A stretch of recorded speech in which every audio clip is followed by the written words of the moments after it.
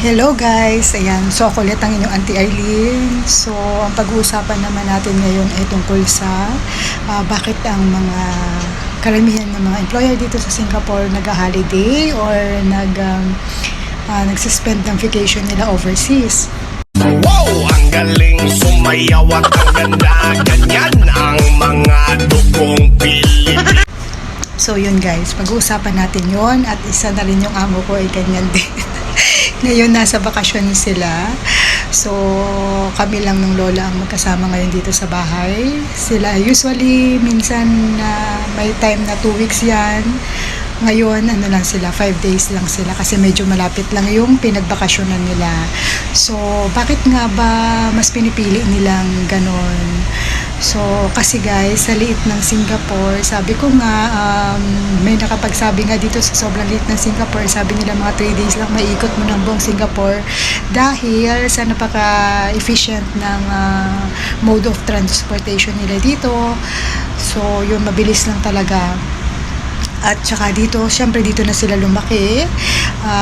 All of their lives na dito na rin sila sa Singapore. Syempre, kung ikaw ba naman ay nakasanayan mo naman yung pang-araw-araw mo, nakikita mo na dito, napuntahan mo na dito, siguro naman na naikot na nila yung kasi bansa nila to.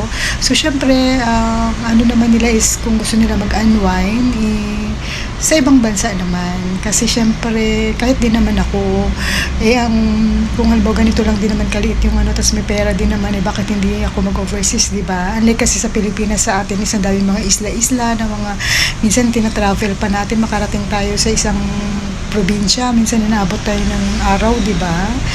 Tapos kasi mode of transportation natin, mayroong pandagat, mayroon din namang plane, meron ding pang land, bus, yung mga ganon. So, dito kasi sa kanila is hindi mo na kailangan pumunta sa isang lugar o isang tawag dito, kailangan mo pa mag-plane, di ba? Yung ganon. Hindi katulad ng sa atin sa Pinas na pupunta ka ng Mindanao, kailangan mo pa mag-airplane, ganon. So, dito sabi nila is kasing laki lang daw ng Cebu. Hindi pa ako nakarating ng Cebu. So, mga ganon lang daw talaga kaliit ang Singapore. Although maraming mga attractions dito, mga tourist spots, but yun nga, kung dito ka rin lang din naman lumaki, syempre, mas gugustuhin mo naman mag-overseas na lang, mag-out of the country na lang. So, yun. Kaya, marami dito mga nakaka-relate na helper na tulad ko. Ayan. So, huwag kayong mag-alala kung work tayo kasi pag nasa overseas o nasa holiday or nasa bakasyon naman yung mga amo natin is medyo hayahay naman din tayo. So yun, pero wag natin pabayaan yung work natin guys ha. Kasi di ba karamihan sa atin is by scheduling. So gawin natin pa rin yung mga trabaho natin. Although medyo relax yung mind natin, lalo kung yung mga alaga kayong mga bata kasi syempre walang mga tatakbo-takbo dyan o walang mga ano-ano. At yung iba pa nating mga kasama is pag mga sinerte sa mga amo nila is sinasama pa sa bakasyon, sa mga holidays, so nakakarating-rating sa mga iba-ibang bansa, which is good thing. Pero meron din akong nakasama dati na Indonesian. Actually, hindi ko siya nakasama. Nagkataon lang na nung bago ako dito kasi is nag-work muna ako sa kanila kasi nga siya is nag-Japan sila nung kanyang amo.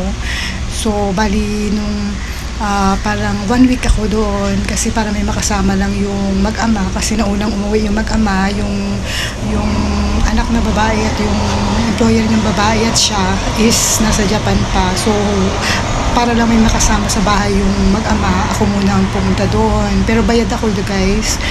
So, nung pagdating nila, nabutan ko pa siya nung pagdating nila. So, sabi kong, wow, sister, sabi ko sa kanya, you're so lucky because you've been in Japan. Sabi ko, Japan is one of my, sabi ko sa kanya, parang dream country na mapuntahan.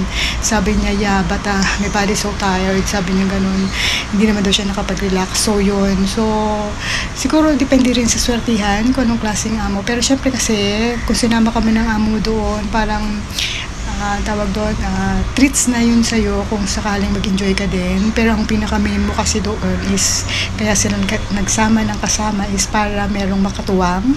At yun, so yun yung sabi niya sa akin. So, swertihan, hindi ko naman sinasabing lahat ng employer is the same.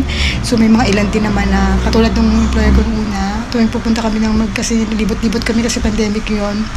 hanggang dito lang kami. So pumunta kami sa Flower Dome, sa sa ano ba yun? Yung kalimutan ko na yung mahina talaga akong memory ko sa mga tourist spots.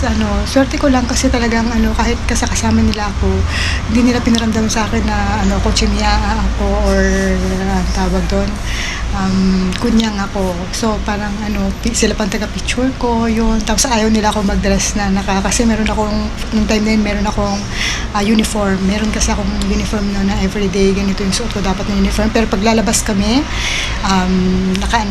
nakaayos ako. Kailangan yun yung nila. Ayaw nila nung magsusot ako ng lang.